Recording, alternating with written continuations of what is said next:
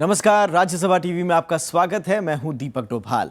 तीसरे दौर के बाद अब चौथे और पांचवें दौर पर सबकी नजरें टिक गई हैं। इसी कड़ी में सभी राजनीतिक दल भी चुनाव प्रचार में जुटे हुए हैं। कांग्रेस उपाध्यक्ष राहुल गांधी ने आज पांचवें दौर के लिए 3 रैलियां की, तो वहीं नीतीश कुमार ने चौथे दौर के लिए पूरी ताकत झोंक दी।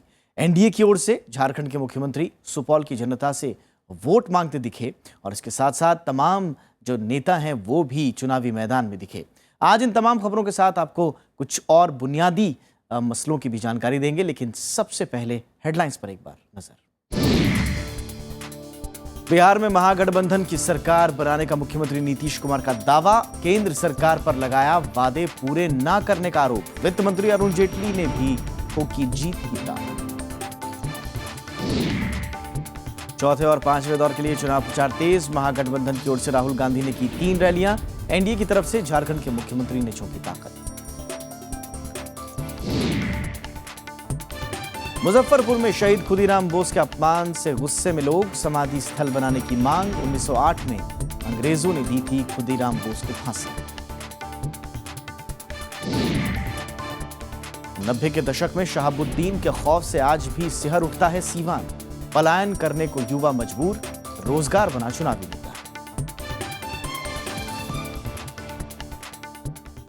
कांग्रेस उपाध्यक्ष राहुल गांधी ने गुरुवार को पांचवें दौर के लिए चुनाव प्रचार किया। उन्होंने कई रैलियों को संबोधित करते हुए प्रधानमंत्री और केंद्र सरकार को आड़े हाथों लिया।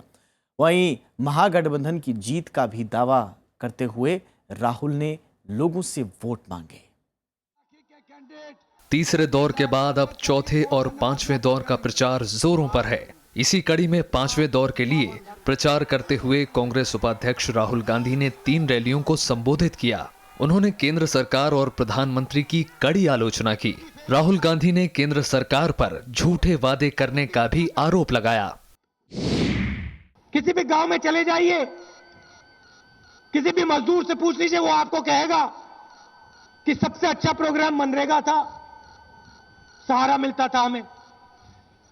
तो जहां भी मोदी जी जाते हैं कुछ ना कुछ बोल देते हैं, मगर उसमें सच्चाई नहीं। वहीं दूसरी ओर कांग्रेस उपाध्यक्ष ने महागठबंधन की जीत का दावा किया और विकास के नाम पर महागठबंधन के उम्मीदवारों को जिताने की जनता से गुजारिश की। गाली से कुछ नहीं होने वाला है, महागठबंधन जीतने वाला है, जीतेगा।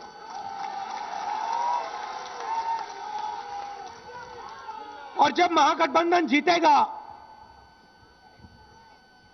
तो विकास बिहार में शुरू होगा।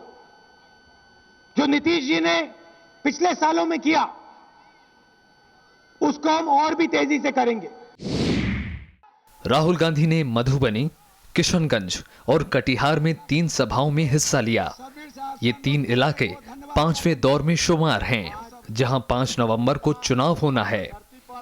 कांग्रेस उपाध्यक्ष राहुल गांधी ने केंद्र की मोदी सरकार को काला धन और महंगाई के नाम पर जमकर घेरा। साथ ही साथ उन्होंने मोदी सरकार पर वादा खिलाफी का आरोप भी लगाया। उन्होंने महागठबंधन के पक्ष में वोट की अपील करते हुए कहा कि इस प्रदेश का विकास केवल नीतीश कुमार ही कर सकते हैं। अब उनकी अपील का कितना असर जनता पर होता है, इसके लिए हमको 8 तारीख तक इंतजार करना पड़ेगा। कैमरामैन प्रेम सिंह के साथ रविंद्र सिंह शोराण, राज्यसभा टीवी। पांचवें दौर के लिए प्रचार का मोर्चा राहुल गांधी ने संभाला, तो वहीं बिहार के मुख्यमंत्री राहुल गांधी के बाद खुद चुनावी मैदान में उतरे और चौथे दौर का प्रचार करते हुए दिखे नीतीश कुमार।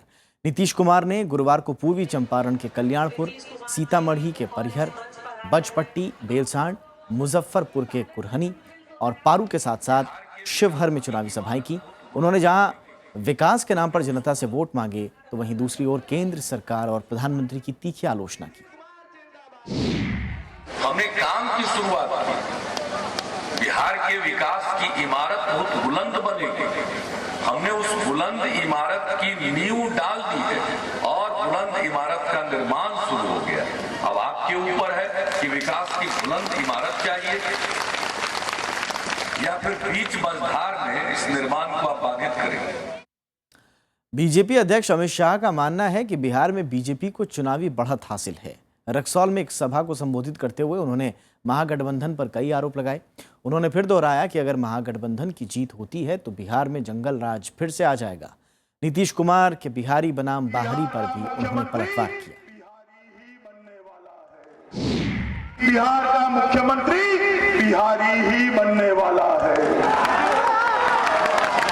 आप तो खुश हो गए, ये सुनकर नीतीश जी भी खुश हो जाएंगे, चलो मैं मुख्यमंत्री बन गया।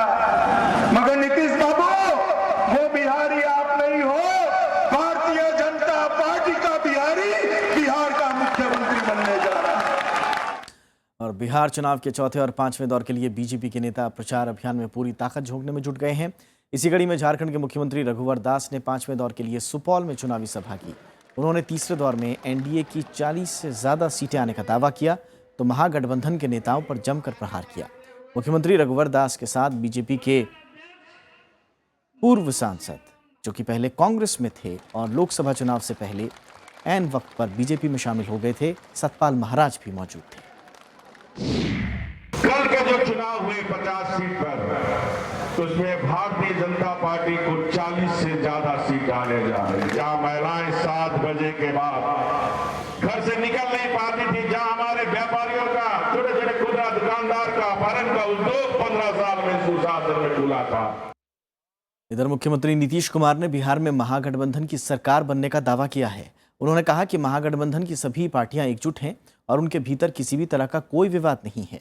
नीतीश कुमार ने आरोप लगाया कि केंद्र सरकार 17 महीने के शासन में लोगों की अपेक्षाओं पर खरी नहीं उतर पाई है, लिहाजा बिहार की जनता बीजेपी को नकार देगी। ये हम लोगों का और लालू जी का जो अलाइनमेंट है, इसको लेकर लोग इसी तरह के कयास लगाते रहते हैं। ये जो कुछ भी है, हम लोगों का बैकग्राउंड एक है, एक स्कूल ऑफ थॉट के, तो ऐसी कोई बात नहीं है। आप कांटों का ताज पहनने जा रहे हैं, ऐसी कोई बात नहीं। काफी अंडरस्टैंडिंग है आपस में, और आपने देखा कि जो महागठबंधन है, इसमें किसी बात को लेकर कोई विवाद सामने नहीं है। बीजेपी नेता शत्रुघ्न सिन्हा की नाराजगी खत्म होने का नाम नहीं ले रही है। उनका आरोप है कि पार्टी ने उन्हें उपेक्षित करके रखा हुआ है। नाराजगी सिर्फ खुद को लेकर नहीं है, बल्कि बीजेपी की प्रचार शैली की भी शत्रुघ्न सिन्हा कड़ी आलोचना कर रहे हैं। शत्रुघ्न का मानना है कि पार्टी को जंगल राज का मुद्दा नहीं उछालना चाहिए। उनके मुताबिक बीजेपी बिहार में पॉजिटिव एजेंडा लेकर नहीं चल रही है। बहुत सारे लोगों को तो याद ही नहीं कौन से जंगल राज की बात कर रहे हैं। वो फर्स्ट टाइमर्स और सेकंड टाइमर्स के टाइम में तो बात ही नहीं थी। दूसरी बात, जो जंगल राज का आज आप जिक्र कर रहे हैं, उस जंगल राज में बहुत लोग हिमायती रहे, बहुत लोग समर्थक रहे, बहुत लोग प्रशंसक रहे और बहुत लोग लाभान्वित भी हुए। जो लोग लाभान्वित हुए या समर्थक हिमायती रहे, उनको कहीं अफसोस तो नहीं होगा कि हमें जंगली कहा जा रहा है या हमें जंगल राज का समर्थक कहा जाए? इसका मतलब हम भी जंगली हैं। और बिहार के मुख्यमंत्री नीतीश कुमार से पूरी बातचीत और बीजेपी नेता शत्रुघ्न सिन्हा की पूरी नाराजगी आप तफसील से देख सकते हैं राज्यसभा टीवी पर आज रात 10:30 बजे। फिलहाल हम आगे बढ़ते हैं। वित्त मंत्री अरुण जेटली ने दावा किया है कि बिहार में एनडीए की ही सरकार बनने जा रही है। पटना में एक प्रेस कॉन्फ्रेंस में अरुण जेटली ने महागठबंधन को हताशा और अविश्वास का गठबंधन बताया। उन्होंने ये भी कहा कि आरजेडी के साथ आने से जेडीयू ने विकास का एजेंडा और युवाओं का साथ खो दिया है। प्रेस कॉन्फ्रेंस में शत्रुघ्न सिन्हा की नाराजगी पर पूछे गए सवाल पर उन्होंने कोई जवाब नहीं दिया। हम लोगों का आकलन बड़ा स्पष्ट है कि पहले दोनों राउंड्स में हम लोगों को काफी अच्छी लीड मिलेगी। 81 में से 21 सीट थी हमारी। बहुत ग्राउंड हम कवर अप किए हैं और विरोधी से काफी आगे रहेंगे। और तीसरे में काफी हद तक एक तरफा और चौथे में बहुत बड़ी हद तक एक तरफा पैटर्न चुनाव का होगा।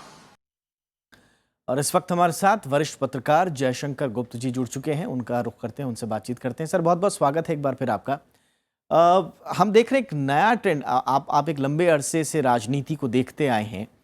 क्या ऐसा कोई स्थानीय चुनाव हो, विधानसभा चुनाव हो या आम चुनाव हो, ऐसा कोई चुनाव आपने देखा जिसमें हर दौर के बाद पार्टियां इस बात पर जोर दे रही हैं कि नहीं साहब हम जीत रहे हैं?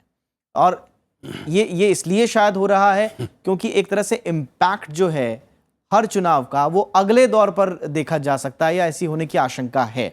ये पहले से होता आ रहा है भारत की राजनीति में अरसे से, या बिहार में ये कुछ नया ट्रेंड आप देख रहे हैं? नहीं, नया तो कुछ भी नहीं है दीपक।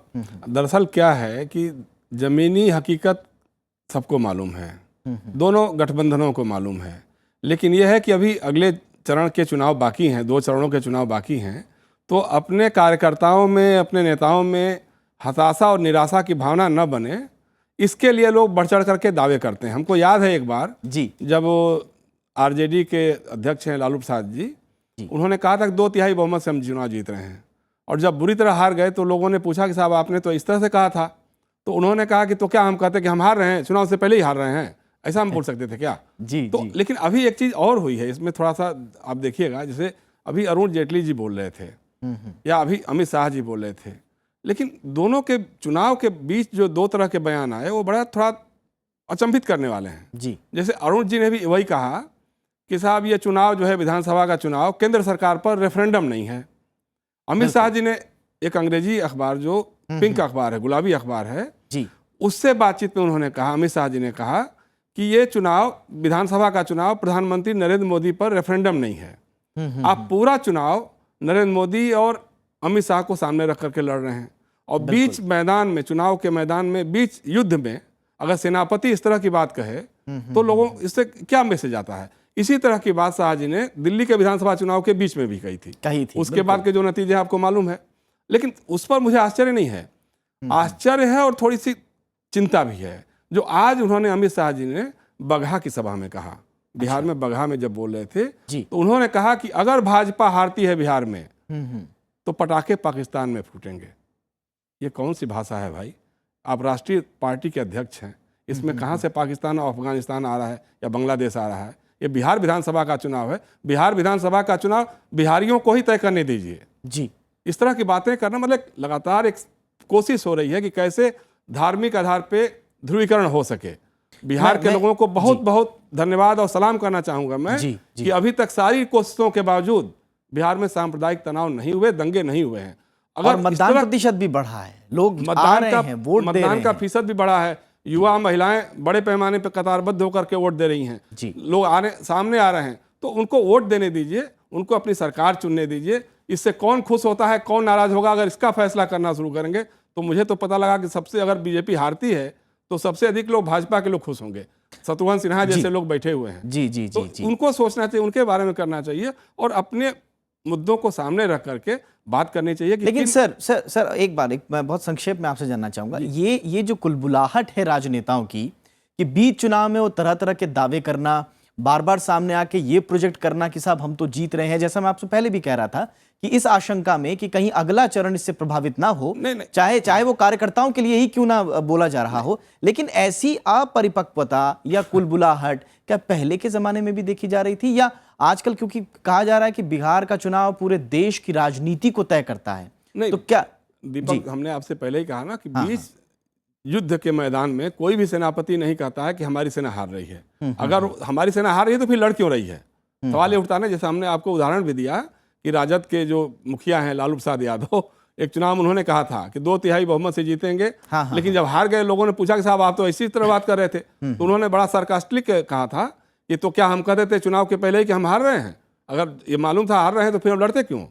तो ये तो अच्छी बात है। देखिए, सबको बढ़ चढ़ के दावे करने चाहिए, लेकिन ऐसी कोई बात नहीं करनी चाहिए जिससे समाज में विद्वेष हो, तनाव फैले, चाहे वो जातीय आधार पे हो चाहे धार्मिक आधार पे हो। नहीं, और मेरे ख्याल से इसका ख्याल दोनों ही पक्षों को रखना चाहिए। बिल्कुल रखना चाहिए, दोनों ही पक्षों को अपनी जबान पे थोड़ा सा जो गंदगी है उसको जीभ पे थोड़ा सा वो, क्योंकि हमने देखा सर, क्योंकि महागठबंधन के नेता भी बहुत कंट्रोवर्शियल रहे हैं, बहुत कंट्रोवर्शियल रहे हैं, बहुत सारे बयान दे रहे हैं, कोई शैतान बोला है, कोई नरपिशाच बोला है, कोई, मतलब ये भाषा नहीं होनी चाहिए। लोकतंत्र में इस तरह की भाषा नहीं होनी चाहिए। आपको बताना चाहिए कि हम अगर जीतेंगे तो हम इस तरह का बिहार बनाएंगे, आप उसको बात करिए, सामने रखिए। लेकिन ये जो एक दूसरे पे कटाक्ष हो रहे हैं, किसी की बेटी पे हमला हो रहा है तो किसी के बेटे पे हमला हो रहा है तो किसी के दामाद पे हमला हो रहा है, मर्यादा में व्यक्तिगत तौर पे जा रहे हैं, तो मर्यादा को, जब शब्दों की मर्यादा है, हमारे नेता लगातार लांग रहे हैं, चाहे वो महागठबंधन के हो चाहे भाजपा गठबंधन के, दोनों को बचना चाहिए। लेकिन अच्छी बात यह है, मैं जिम्मेदारी से कह सकता हूं कि बिहार की जनता अपने मुद्दों पर वोट दे रही है और ध्यान नहीं दे रही है, इस तरह की बातों पे ध्यान नहीं दे रही है, बढ़ चढ़कर वोटिंग दे रही है, अपने मुद्दों पर वोट दे रही है, अपना अच्छा भला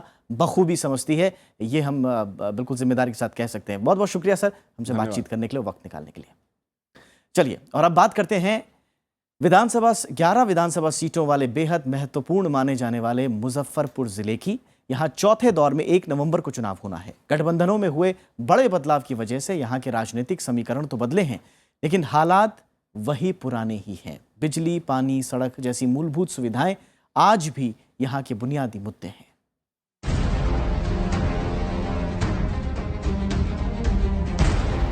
बिहार के मुजफ्फरपुर जिले को उत्तर बिहार की राजधानी भी कहा जाता है। 11 विधानसभा सीट वाला ये जिला हर पार्टी के लिए अहम है। जिले की मीनापुर, कांटी, साहिबगंज, मुजफ्फरपुर, बरूराज, कुढ़नी, पारू, बोझा, सकरा, गायघाट और उराई विधानसभा सीटों के लिए करीब 30 लाख मतदाता 1 नवंबर को प्रत्याशियों के भाग्य का फैसला करेंगे। बीजेपी इस जिले में सबसे ज्यादा 9 सीट पर चुनाव लड़ रही है और अपनी जीत के प्रति आश्वस्त है। मुजफ्फरपुर जिले में के 11 सीट हम लोग जीतने वाले हैं, जीतेंगे। सरकार बनेगी तभी ये स्मार्ट सिटी का सपना साकार होगा, किसानों की जो समस्या है वो भी दूर होगा। जिले में 2010 के चुनाव में जेडीयू को 6, बीजेपी को 4 और आरजेडी को 1 सीट पर जीत मिली थी, लेकिन इस बार नए गठबंधन की वजह से जिले का पूरा राजनीतिक समीकरण बदल गया है। इस बार बीजेपी कुल 9 सीटों पर तो जीतन राम मांझी की हिंदुस्तानी अवाम मोर्चा और रामविलास पासवान की एलजेपी 1-1 सीट पर चुनाव लड़ रही हैं। उधर महागठबंधन में आरजेडी 8, जेडीयू 3 सीट पर चुनाव लड़ रही है। यहाँ लोग आज भी मूलभूत सुविधाओं की बदहाली से त्रस्त हैं। बिजली, सड़क और पानी के साथ साथ शिक्षा और स्वास्थ्य सुविधाओं के विकास का इंतजार जारी है। 1/4 ही खेती के लायक जमीन रह गई है। किसी भी राजनीतिक दल के चाहे जो भी लोग कहें, ये चिंता नहीं है कि यहाँ सिंचाई कैसे हो। जितने नलकूप हैं वो ख़त्म हैं, तो इसका परिणाम यह है कि उनकी आमदनी बंद हो गई। मुजफ्फरपुर को स्मार्ट शहर की सूची में भी शामिल किया जा चुका है, लेकिन इस बार यहाँ के मतदाता अपने नेताओं को चुनने में कितनी स्मार्टनेस दिखाते हैं, ये देखने वाली बात होगी। मुजफ्फरपुर से रविंद्र सिंह शौरान, राज्यसभा टीवी। महज 18 की उम्र में देश के लिए शहीद होने वाले खुदीराम बोस का अंतिम संस्कार बिहार के मुजफ्फरपुर में ही हुआ था, लेकिन आज उनका समाधि स्थल कचरे के ढेर में तब्दील हो चुका है। और हद तो तब हो गई जब स्थानीय प्रशासन ने यहां एक शौचालय का निर्माण करवा दिया। स्थानीय लोग इससे बेहद खफा हैं और यहां शहीद स्मारक बनाने की मांग कर रहे हैं।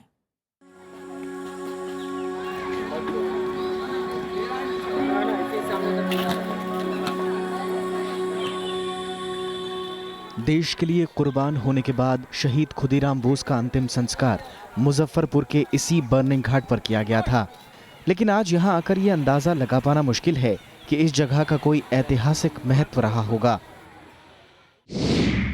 ये कचरे का ढेर जो आप मेरे पीछे देख पा रहे हैं, असल में ये लाखों करोड़ों हिंदुस्तानियों के लिए एक प्रेरणा स्थली है। ये चितास्थली है उस महान शहीद की जिसने केवल 17.5 साल के जीवन में अंग्रेज़ों की चूलें हिला दी और देश के लिए अपने प्राण न्यौछावर कर दिए। जी हाँ, खुदीराम बोस की यह चितास्थली है जिसकी ये हाल आप देख रहे हैं।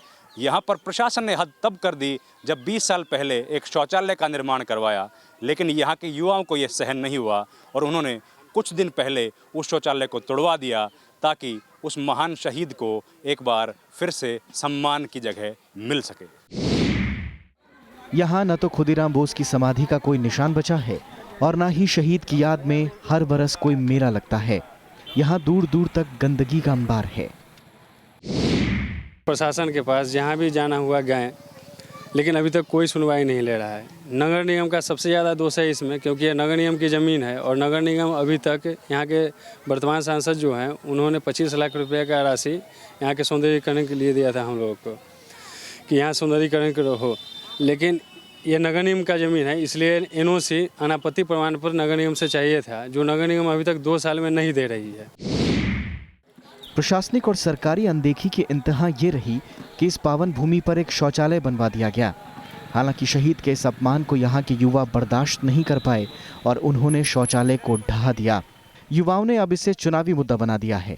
उनकी माने तो वोट उसी को जाएगा जो शहादत स्थली का सौंदर्यकरण करवाएगा। जो सम्मान की रक्षा करने की बात करेगा उसी को हम लोग इस बार जिताएंगे, उसी को वोट देंगे, यहाँ के मोहल्ला वासी भी। खुदीराम बोस को 11 अगस्त 1908 को एक अंग्रेज जज पर बम फेंकने के इल्जाम में फांसी की सजा दी गई थी। मुजफ्फरपुर की ये वही जेल है जिसमें खुदीराम बोस ट्रायल के दौरान 3 महीने बंद रहे। यहाँ की बदहाली स्थानीय लोगों के आक्रोश की बड़ी वजह है। 1/4 ही खेती के लायक ज़मीन रह गई है। किसी भी राजनीतिक दल के चाहे जो भी लोग कहें, ये चिंता नहीं है कि यहाँ सिंचाई कैसे हो। जितने नलकूप हैं वो ख़त्म हैं, तो इसका परिणाम यह है कि उनकी आमदनी बंद हो गई। मौजूदा चुनाव में नेता कई मुद्दों पर एक दूसरे को घेरने में मशगूल हैं, लेकिन लाखों युवाओं की प्रेरणा रहे इस अमर शहीद की समाधि स्थल की दुर्दशा पर किसी भी दल का ध्यान नहीं गया। रविंद्र सिंह शौरान, राज्यसभा टीवी। मोहनदास करमचंद गांधी को महात्मा बनाने में चंपारण का बहुत बड़ा योगदान है। उन्होंने सबसे पहले किसानों को अंग्रेजी हुकूमत के जुल्म से बचाने के लिए 1917 में आंदोलन शुरू किया, लेकिन आज भी चंपारण विकास की दौड़ में काफी पीछे दिखता है।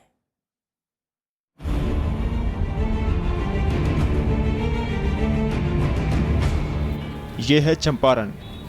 बापू ने चंपारण में ही नील्हा अंग्रेजों की तरफ से भारतीय किसानों पर किए जा रहे अत्याचारों के खिलाफ आवाज उठाई थी।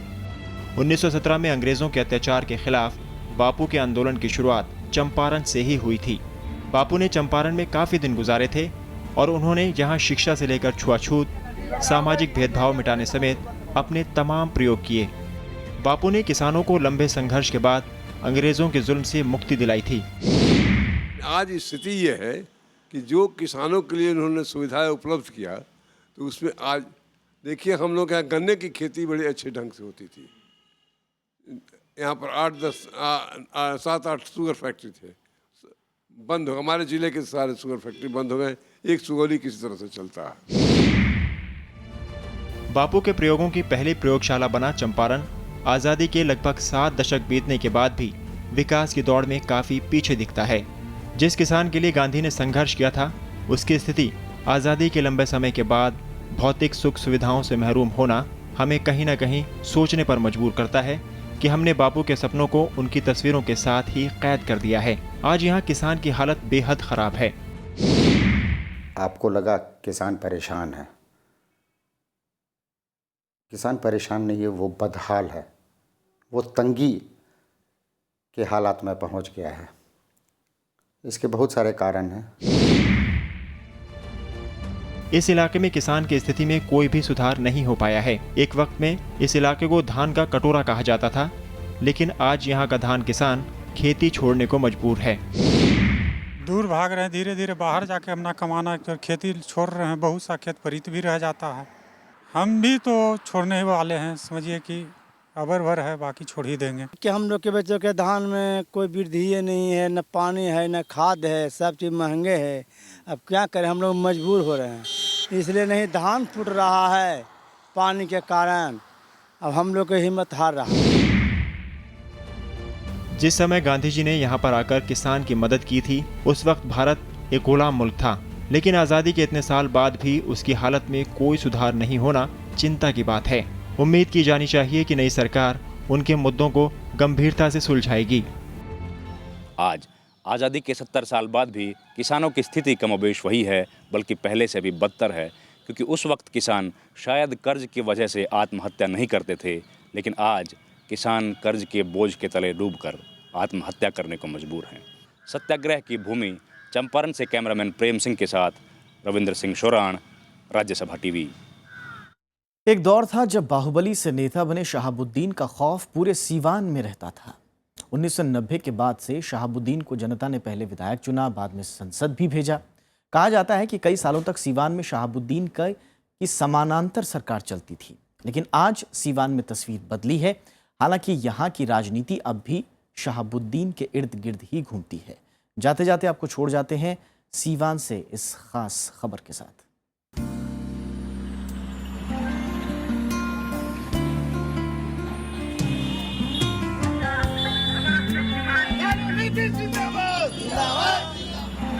सिवान ने सालों तक शहाबुद्दीन के खौफ का दौर झेला। आलम ये था कि लोग शहाबुद्दीन के पोस्टर की ओर देखने की भी हिम्मत नहीं जुटा पाते थे। आज शहाबुद्दीन जेल में है और उनकी पत्नी भी चुनाव हार चुकी हैं। सिवान अब 90 के दशक का सिवान नहीं रहा, लेकिन दहशत का वो पुराना दौर आज भी लोगों के जहन में है। उनके राज्य में डर का माहौल था और पूरे तरह लोग सुरक्षित नहीं थे। बच्चियां, औरतें, कोई घर से बाहर नहीं निकलता था। आरजेडी के पूर्व सांसद रहे शहाबुद्दीन को जेल हो जाने से इलाके में काफी बदलाव आया है। लोगों की माने तो वो पहले चुनाव पर चर्चा करना भी मुनासिब नहीं समझते थे, लेकिन आज लोग महागठबंधन बनाम एनडीए की बहस करते दिख जाते हैं। हम लोग वोट की सोच भी नहीं करते थे, लेकिन आज हम लोग खुल्ला सोच कर रहे हैं कि किसको वोट देना है, जेडीयू को देना है या बीजेपी को देना है। शहाबुद्दीन का मसला मौजूदा चुनाव में भी सियासत का केंद्र बना हुआ है। एनडीए की ओर से प्रधानमंत्री नरेंद्र मोदी कई बार परोक्ष रूप से शहाबुद्दीन के खौफ को अपने भाषणों में जगह दे चुके हैं, जबकि महागठबंधन का मानना है कि नीतीश कुमार ने सत्ता संभालते ही सिवान का माहौल ठीक किया।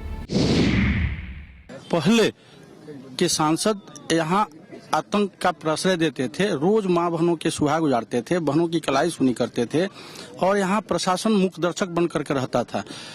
उस राज को पुनः हम लोग न आने दे, इसके लिए हम लोग दृढ़ संकल्पित होकर इस चुनावी समर में खड़े हैं। यहाँ चलने के लिए सड़क नहीं थे, बिजली नहीं थे, कानून व्यवस्था नहीं थे, लेकिन माननीय मुख्यमंत्री जी ने यहाँ जब आया, इन्हें सारे चीज लागू किया। आज देखिए, जाइए निधड़क बेधड़क हर घर की बच्चियां जाती है स्कूल कॉलेज पढ़ने के लिए, कोई रोक टोक नहीं है। हर बच्चे को यहाँ छात्रवृत्ति उपलब्ध कराया जा रहा है। सिवान आज भले ही बदल रहा हो, लेकिन सालों से जारी पलायन आज भी जारी है। रोजगार की तलाश में यहाँ के युवा बड़ी तादाद में खाड़ी के देशों में जा रहे हैं। आज सिवान देश के उन चुनिंदा इलाकों में से है जहाँ खाड़ी देशों से सबसे ज्यादा पैसा आता है। हालांकि युवा अब बदलाव की उम्मीद कर रहे हैं। सबसे पहले युवाओं को चाहिए कि बिहार में रोजगार चाहिए। हम लोग को बाहर जाके कमाना पड़ता है, बहुत यहाँ के युवा विदेशों में जाके नौकरी करते हैं, तो सबसे पहले बिहार को विकास में युवाओं को रोजगार चाहिए।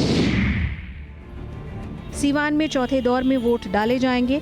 यहाँ के बाशिंदों में चुनाव को लेकर काफी उत्साह है और वो इस बार बेखौफ होकर अपने हक का इस्तेमाल करने को तैयार दिख रहे हैं। शहाबुद्दीन 2005 से जेल में बंद है और एक मर्डर केस के सिलसिले में उम्र कैद की सजा काट रहा है। उस पर चुनाव लड़ने पर भी प्रतिबंध लग गया है। कभी उसके आतंक के साए में जीने वाले सिवान के लोग आज विकास के नए आयाम खोज रहे हैं। सिवान से कैमरामैन सरोज के साथ कृति मिश्रा, राज्यसभा टीवी।